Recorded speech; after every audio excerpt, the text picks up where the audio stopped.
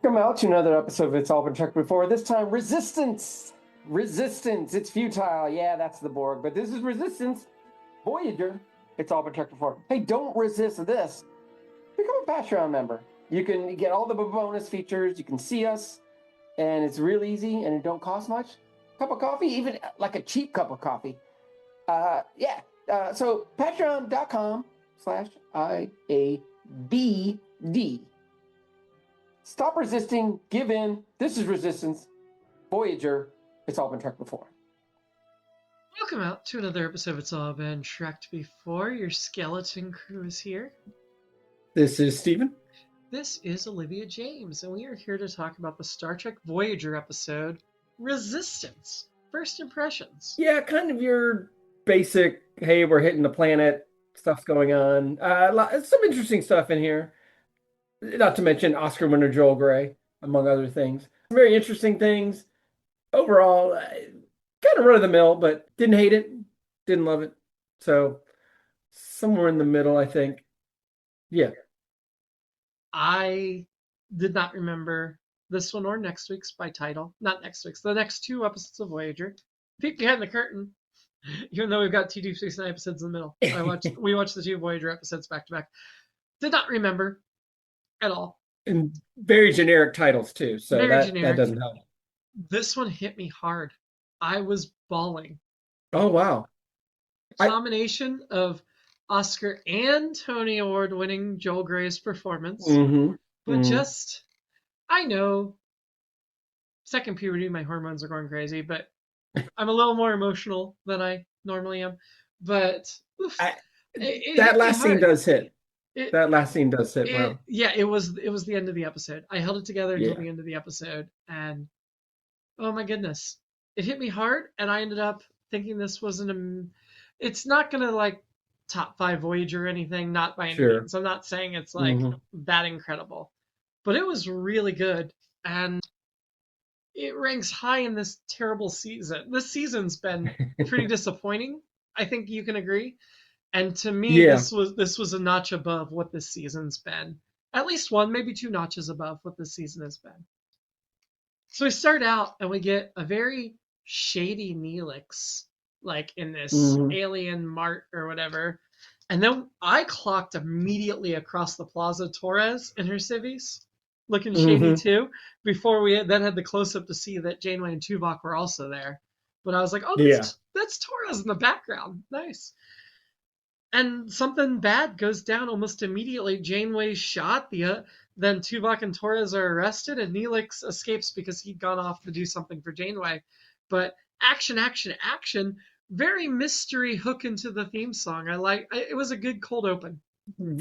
Felt very topical, unfortunately. It felt like a bad anti-ice protest. And I don't mean that anti-ice protests are good, but just one that went awry, I should say.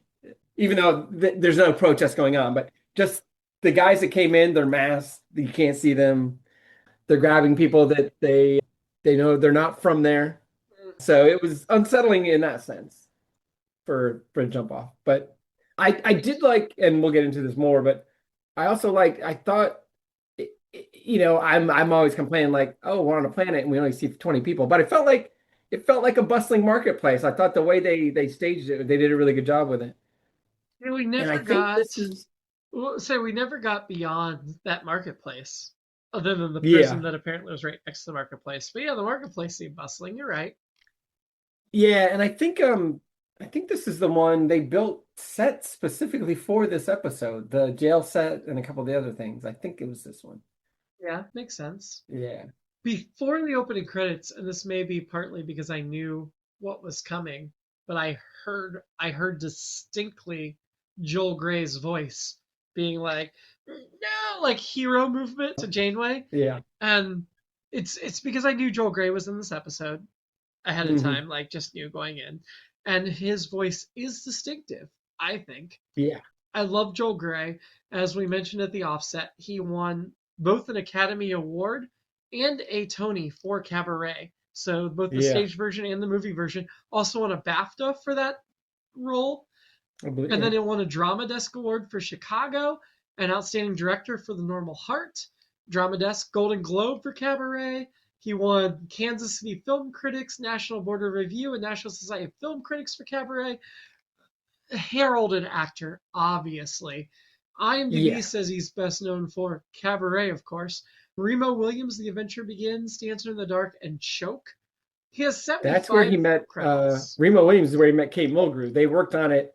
Ah, They didn't have a ton of scenes together, but they were friends, and so he really wanted to do Star Trek, and she was recommending him, and finally they found one that would work. nice. So He hasn't yeah. been super active in the last 10 years, but definitely had a ton of roles before then. Still with us, 93 Yes. years old, Yes, about to be 94. So it was good to see him, but I definitely recognized just his voice and his moving silhouette in the opening before the theme song. And yeah, I knew him from Cabaret and other things, and then the Carol Burnett show, oddly enough, I think Wikipedia just has one appearance by him, but I think he had more than one appearance on there. And he was great on there too. But oh, interesting. obviously a lot of great stage stuff. Yeah, IMDb, which is where I am, doesn't have Carol Burnett listed at all under actor. I guess I should look under self because nope, he doesn't have any listings for self. So IMDb doesn't have him on Carol Burnett at all. I'm not denying that he was on there. IMDb just needs right. So, yeah. I mean, Jennifer Grey, of course, from Dirty Dancing, is his daughter. And oh, is that right? yeah, you didn't know that? Wait, are you making that up? No, honestly, I true? did not know. I did not know that either until right now. I'm on IMDb. IMDb says she's his daughter, so it could be wrong, but she's linked. Wow. Her profile's linked to his, and it looks like he was born in I guess it makes Cleveland, sense. Ohio. Yeah. He was born in Cleveland. Yes, I did know that. Wow. TIL. Today I learned. Yeah, if I knew before, I did not know completely that forgot. either. He was married to her mom, Jo Wilder, from 1958 to 1982, and then they were divorced. So, yeah, I don't know. I'm also just now learning that Jennifer Grey is married to, or was married, I should say. Sorry. Clark Gregg.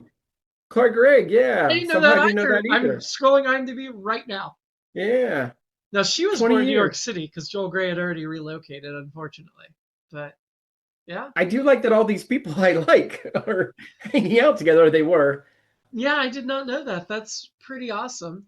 Clark Gregg, best known for me anyway, from Agent Coulson, as well as his starring role in The New Adventures of Old Christine, because we always talk there about you go. Julia That's where I Louis-Dreyfus. first saw him. I love him and everything. Me too. He's great.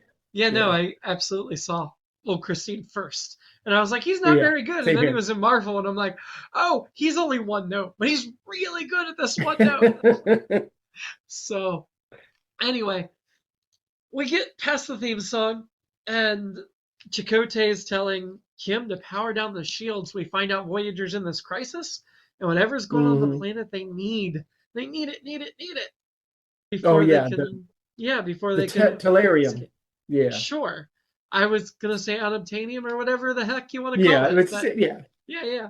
The MacGuffin substance. Yes. Yeah. Exactly. Yeah. So we go back to Joel Grey, who's rescued Janeway. And he talks about my little girl is home, and it's very clear that he's lost it, and he thinks Janeway is his daughter. And my heart immediately broke. I mean, I don't have a senile parent. I did have senile grandparent, but don't have a senile parent. Haven't lost a kid. And yet, like, that hit home to me. It was really affecting me. Of like, ooh, this guy, he's in such pain. I get it. It's really sad. My dad definitely, when he had early onset dementia, but I remember him hanging with me and a girlfriend at the time. And throughout the day, she turned into like my sister and a different girlfriend and my mother. So, that stuff happens. Oh, man. But yeah, and then, later we find out how, tragic and catastrophic is not the word I'm looking for, but obviously it was a big event, major event, several major events that helped with the onset for him. Yeah. Yeah, to make him the way he is. So from there, we also meet he seems like the governor of the planet or whatever.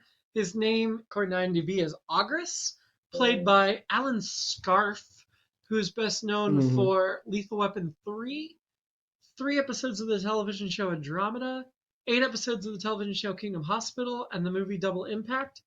85 credits, none in the last 15 years. Although I don't see, oh no, he died in 2024. But he's playing the Yeah. like politician, the governor type character. And he sure Yeah. seems peaceful and cooperative, even though Neelix is suspicious of him. And oh my God, it immediately struck me, and Zoe agreed.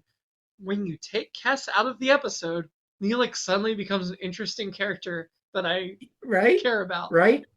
Because he's doing the things he's supposed to do. I mean, the things that he kind of signed on for, where he's, he knows about this quadrant. And even then, at first when he's like, oh, here's what I know about these people. And even then I thought he still sounded dubious. But yeah, you're right. You're both right that this is very yeah, it makes a huge difference. It really does. When his focus isn't being jealous of her or whatever. My and all daughter's that like, stuff. it's so nice to have him in an episode where he's not mad at everybody that Kess talks to. And I'm like, yep. Yes. Yep. So nailed it. I did say, like, this is a preview of how Neelix will be in the show once we get rid of Kess. And I appreciate it. The Doctor sadly is also not in this episode, but I did not miss Kess. And the next Voyager episode we watch, he's only in one brief scene. And I actually think Voyager, like, is better with Obviously, I'm somebody who's enjoyed her, but I didn't miss her here either. Definitely, there was no need to shoehorn her in by any means. But yeah, Neelix being what he's supposed to be, and we'll get to him in the next episode where I think he's delightful as well. But yeah, it was nice to see and him doing what he's supposed to do. Like, I think when you've got Neelix giving the information and not being annoying, it's a better way of doing the exposition dump. Yeah. If he's like, well, here's what I know because I've been around here for a long time, blah, blah, blah, rather than because it makes sense that he would be explaining it to him. Yeah. So yeah, I enjoyed that. Even though there's still a part of me is like, is he full of it here? Does he actually know what he's talking about? But I don't think there's anything wrong with that tension either of like, how much does this guy really know? See, that crossed my mind, but I feel like that is more external thing because there's nothing in this episode that makes you doubt him. And no. Looking back, like it's not like he's been wrong in a bunch of episodes. The only time he's wrong and lies is like dealing with the Kazon to rescue Kess. So yes. And that's all personal stake, and you understand why he's wrong and lies there. So we don't get much time to believe Ogris is this nice, fair government politician before we see him questioning Tuvok about the resistance. So know that he's a bad guy right away. And honestly, he's probably not a bad guy. He probably just is looking out for his people. But from our perspective, he's a bad guy. Yeah, and later in the episode, it feels even more malevolent. He introduces himself as the third magistrate Ogris of the Malkara Order. Okay. And I noted, it's funny how many characters in TNG and Voyager, and maybe TOS too, but they have Monty Python titles. Titles you would hear in a Monty Python sketch or movie to me. Or what you would hear if you were in Europe or whatever, and whether now or back in the day, I guess. But so I enjoyed that.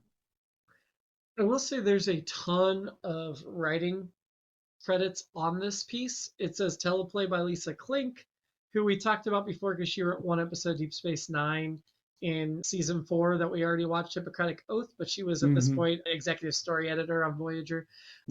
Our story by Michael Jan Friedman and Kevin J. Ryan, who we talked about. Michael Jan Friedman was a big novel author for Star Trek at that era, and directed by Winrich Colby, one of our normal directors. Just a lot of hands. Talk about this. A lot of hands in. Speaking of things I just learned, and maybe I probably learned this and forgot it. We've probably talked about it a while back, but I didn't realize he and Janeway or Kate Mulgrew dated for like 3 years. Good. Yeah, I did. Because Joel Grey knew him as well, and he called him Rick. But yeah, during the early years of Voyager, he dated Kate Mulgrew for about 3 years. Yeah, which Rick Berman? Sorry, Rich Colby. Oh, Winrich Colby. Rick Colby. Yeah. Yeah. And they called him Rick in everything I was reading. Joel Grey called him Rick. Okay. See, I've always Winrich Colby is a name that's very familiar, but you're right. He dated her about 3 years. He did die in 2012, it looks like. Yeah. It says he started dating her around November 1995, which would have been like about this time. Yeah. Yeah. Interesting. It said after they broke up, though, they maintained a close personal and professional relationship before she married her second husband, who Yeah. was the governor candidate of Ohio, That's right. Yeah. Tim Hagen. Yeah. Yeah. And I've talked about before the lovely love story that she spun before I realized that Tim Hagen was married during this whole love story that she spun. We'll talk about that more when we get to that special episode where we talk about the event when her husband ran for governor that we're going to watch. Not casting aspersions on our lady there, Kate Mulgrew. I love her. Speaking of which, that's my next note. I love everything about Janeway in this episode. The fashion, her frustration with Joel Grey's character, Caleb, right? Yeah. And then it turning into like compassion and her empathy down to the very last shot of the episode. I just loved everything about her. If she's wearing a wig, it's a great wig. The outfits, her civvies are great.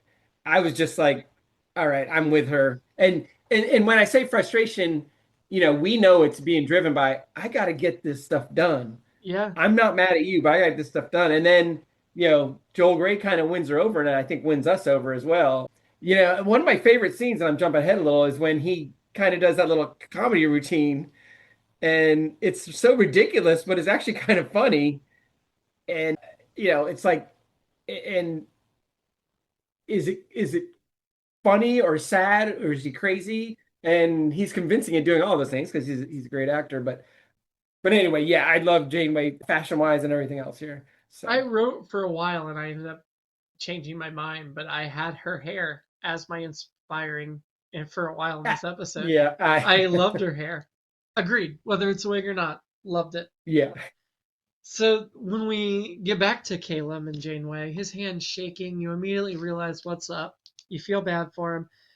And Janeway ends up having to take him on her mission because then they get raided. And there's this whole complex thing between him, Joel Grey's Caleb, and the peacekeepers or cops or whatever you want to, ICE, whatever you want to call them, that is already well established and really nicely built into the story, that they understand that he's kind of a threat in a certain way, that he's against them. He's an enemy of the state, but he's also left out there as an example. And it's so heartbreaking. And the acting like a fool that you mentioned, I mean, yes, it's I found that scene more sad than anything because I knew he was faking it, and yet everybody else bought it because it's so close to who he is. Yeah. And that's just heartbreaking. It's sad. I mean, I laughed too. Yeah. Not like the other people did, but also he's also saving the day. He is. He's creating the diversion. He's rescuing Darod, the resistance guy that we meet, played by Tom Todoroff, best known for Hollywood Homicide, Austin Powers, The Spy Who Shagged Me in the music department. So I guess he's got music credits. This one episode of Voyager, and in the movie Tin Cup, he played Guy at Bar Number 2. That's what he's best known for. He has 27 acting credits. 27 acting credits. I don't know what the music thing is, but he's also got a bunch of producing credits. So it looks like he's got his hands in a lot of different pies. Yeah, I don't know. He did go to the Juilliard. Got a full scholarship to the Juilliard and trained under a bunch of whatever. He played a bunch of classical and contemporary roles at theaters around the world. He was fine for this part. It didn't stand out, but he's got some cred. He's got some cred, but he never fully made it like as a household name or anything. Yeah. So we find out from Caleb that Ogris took his wife, the mother of his daughter. Yeah.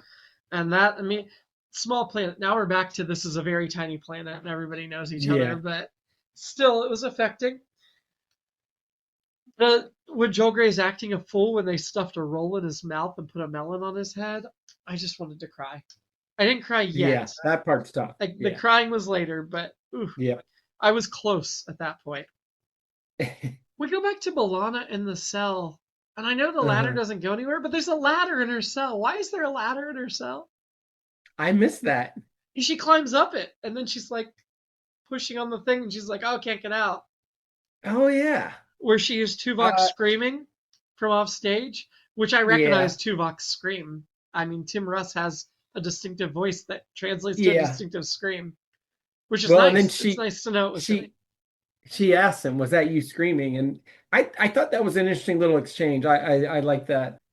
I'm always like get to know your Vulcan, but you know, well, I guess they have been around. They've been around each other a little longer than Because Tuvok was undercover on even the though he's a Maquis ship. spy. Yeah, yeah. Yeah. I did think maybe the ladder in the jail cell implies that was not always a jail cell and they had to convert something, which gives you some backstory on the Ah, history of the culture and the space yeah. in a way that's interesting. Like, to me, it implied that their jails had gotten overcrowded because of whatever their authoritarian crackdown was. I thought it was interesting in the sense that I was trying to think if there's been any development in jail cells from TOS to here, because and I know TOS, I feel like the jail cells they always end up in are on planets like the Nazi planet. They go back in time, that kind of stuff.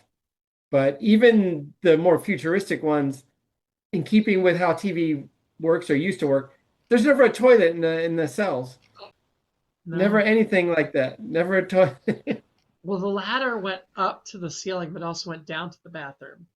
Oh, maybe that's what it. Maybe that's. Back on Voyager, Chakotay tells Kim, like, hey, find a way to transport undetected. Like, Kim is getting a lot of responsibility and respect Hmm. thrown on him in this episode, which definitely translates to him never being promoted. But, it is what it is, right? Janeway talks to the Resistance and defends Caleb, and he gives her that necklace. And I loved later Yeah. when they're like, when what's his face, the resistance leader, Darod, says, like, give me that necklace. And she's like, I can't. And Joel Grey, Caleb's Uh-huh. like, yes, you can give him whatever he needs.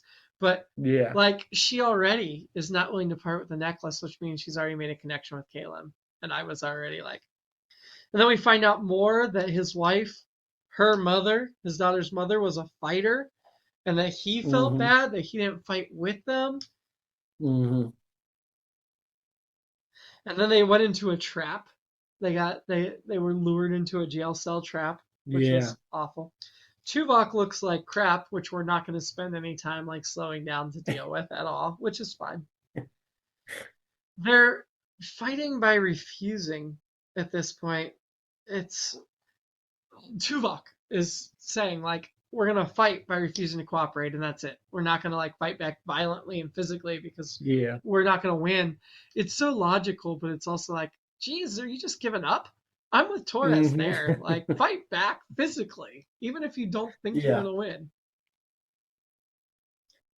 And then we had another guest star alert. Glenn Morshower played guard number one. We've Yeah. talked about him before because he popped up in the Next Uh-huh. Generation for an episode.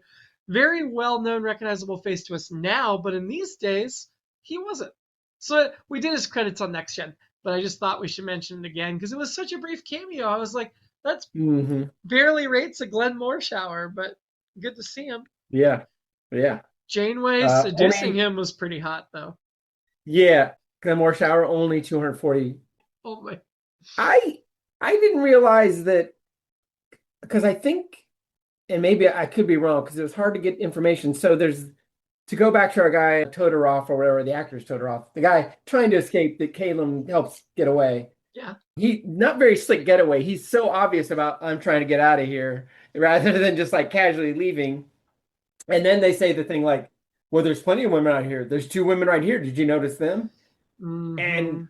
one, it was hard to find information on those two actresses. Two, I think I did, and they were supposed to be prostitutes, which no toilet in the episode, but plenty of prostitutes, which I'm like, that's pretty gutsy. And then for Janeway to be one of those, pretending to be one of those, and then we get the line from our guy Glenn Morshower, you girls aren't supposed to come down here anymore. And that's when I finally realized, oh, that's what's going on. But yeah, so I thought, and you know what? Again, Kate Mulgrew looked great in this episode. She was going for it. She did. I bought her as, yeah, absolutely. Speaking of makeup, what do we think of the who are people? The not the Makros. Those are the bad guys. Whatever the alien race was, they were there. Alsarians, the nose thing. It was fine. It was like Like, a less interesting or attractive Bajoran. yeah, like, and I like that they were all kind of different, and I guess that makes sense too. But I thought that like Joel Gray's looked like it almost looked like we were seeing his bone, and there's Yeah. just no skin around it, which I thought was interesting. So yeah, I did think it was weird that Joel Grey told Janeway after she was doing the like seductive thing, "I like your strategy," because at that point he thought she was his daughter. So yeah, that was a little weird. Janeway's willing to leave Joel Grey behind because she traps him on the other side of the force field. I get she's trying to protect him, but also, yeah, how dare you leave Joel Grey behind after everything that he's done for you? I don't know. I know she was trying to protect him. It was just like, yeah. yeah. It was just like, yeah, sorry, ads keep popping up when I'm trying to look at everybody's credits. Well, and it is interesting. We talk about a lot about I call it the Requiem from Methuselah thing, but I feel like their relationship, it happens real fast, but it's everything feels earned. Like it feels like we see everything. So it makes sense that that attachment happens. I Yeah. mean, his is for many reasons, and we get the backstory for it. This But is from hers Jump. makes sense Yeah. too, because we see the development from I'm just annoyed with this guy, gotta get out of here. Well, he's saving people. Oh, here's the rest of his story. He gave me this necklace and he's going through a lot. Well, that's the thing. So I Like, thought he did even a good though job he's with that. annoying, and I get why she's annoyed by him, she understands like what Yeah, his depth of pain yeah, is. Yeah, yeah. it's And rough. even then, early on, she's like, "Well, I got to get out of here. I got stuff to do." But yeah, I thought that was well done. So well done.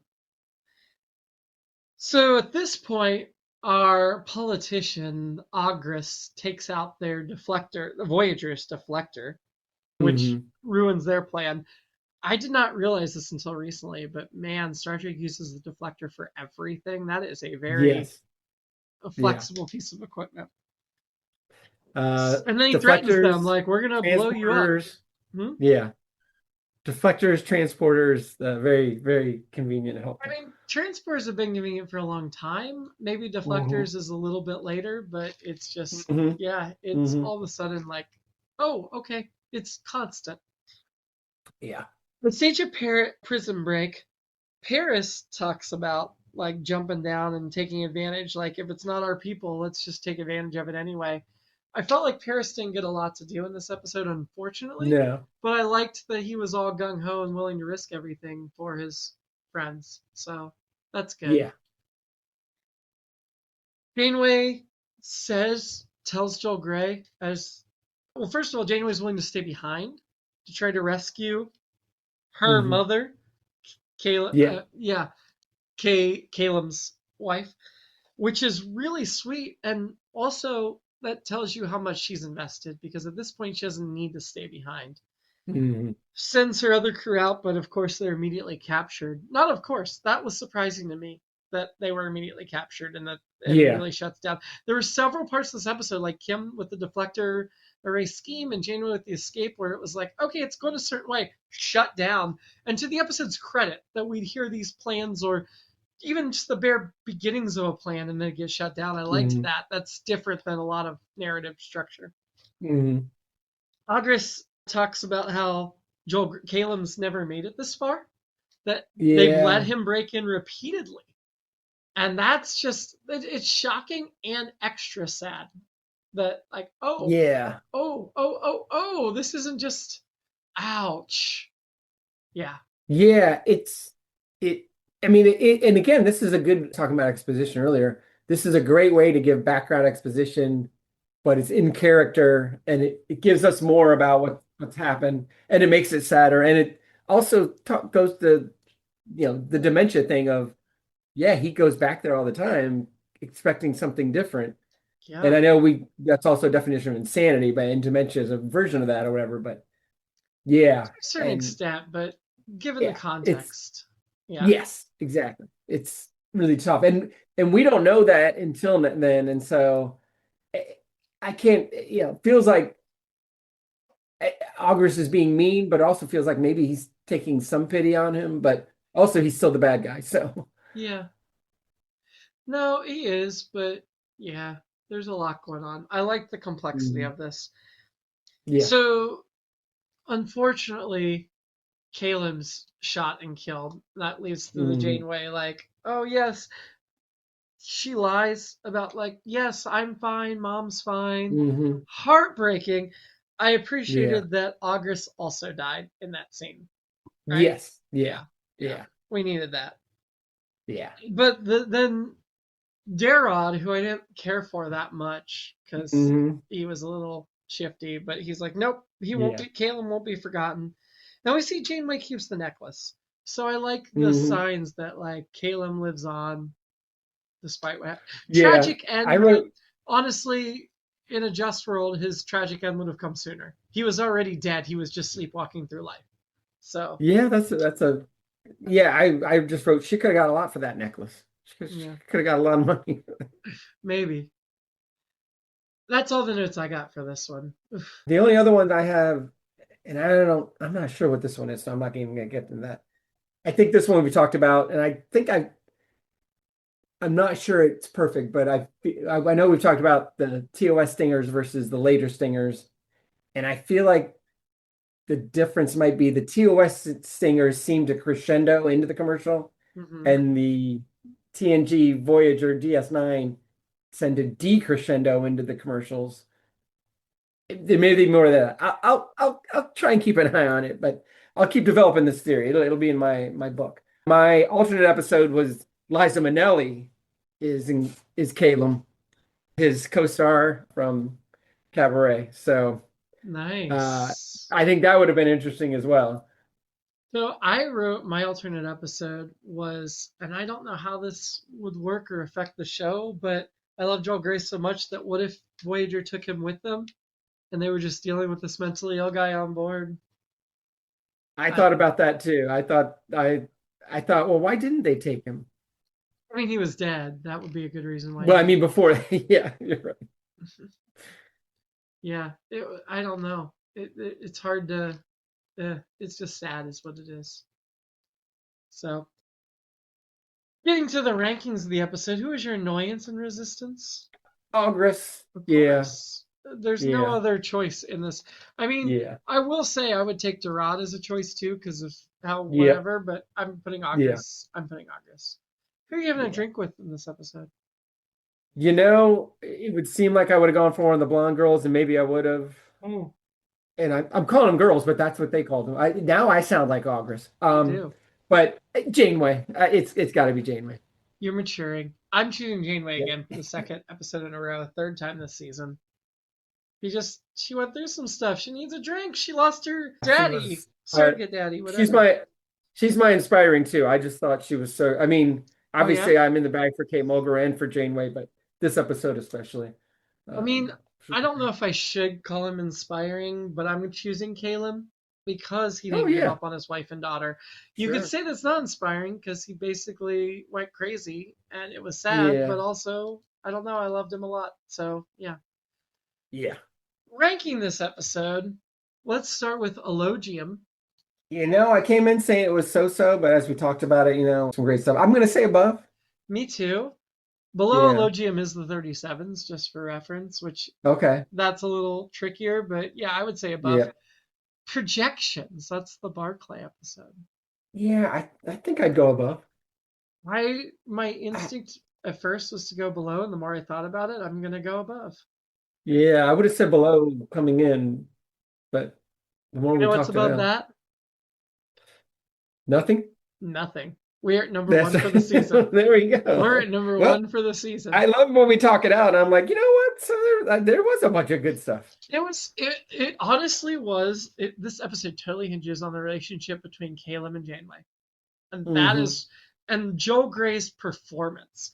Because if you had a mediocre actor in that role, this wouldn't have landed as Hmm. hard. I could absolutely see this being like a typical next gen plot or something that is Yeah. all about the main character and having a secondary guest star that doesn't land. But because Hmm. Joel Gray lands so hard and always will because he's incredible, it was heartbreaking. I mentioned at Yeah. the beginning, I had tears, not just tears in my eyes. I was openly weeping, and my daughter was trying to Yeah. comfort me. Yeah. So the first time this season, Voyager has delivered an emotional punch, I think. I honestly, Yeah, looking back at I what mean, number one for season one was, this is my favorite episode yeah. of Voyager so far. I keep thinking we're in season 3 because I went to season 3 at first. I'm like, wait a minute, we're not even there yet. We're only halfway But through season two. Yeah. But of yeah, the 27 episodes we've watched of Voyager, this is probably my favorite, just as a standalone. There are other ones that it, matter more for the continuity, but as a standalone, this yeah, is it. yeah, and maybe it goes to kind of where you started at the beginning, where like talk about how much you liked it, but also it's probably not gonna be your top 5 of all Voyager or anything, No. but still, Voyager has not hit its stride yet, for sure. no, no. Well, next week, we've got the first of a two-part Deep Space Nine episode. And this one's called Homefront. Cisco travels to Earth when a bombing at a Federation conference is determined to be the work of the Changelings. So, the Dominion has struck at Earth, and it will feature guest star Susan Gibney, who played Dr. Leah Brahms. She will not be back as Leah Brahms. She is a human Starfleet officer. And honestly, just looking at the picture of the character on IMDb, because her IMDb page has this, like at the top of the character, on the episode image for this has her in it. Not super recognizable. Give her a totally different hair and a Starfleet uniform. She looks different from Leah Brahms. We're also going to finally meet Joseph Sisko, Ben Sisko's dad, in this episode. So, with your friend Brock Peters will be back as Joseph Sisko. Yes, I'm very excited about that. It's a great recurring character for him. Yeah, Brock Peters' largest role in Star Trek for sure. So I'm excited to get started. Until then, live long, my sweet girl, Aww. and prosper.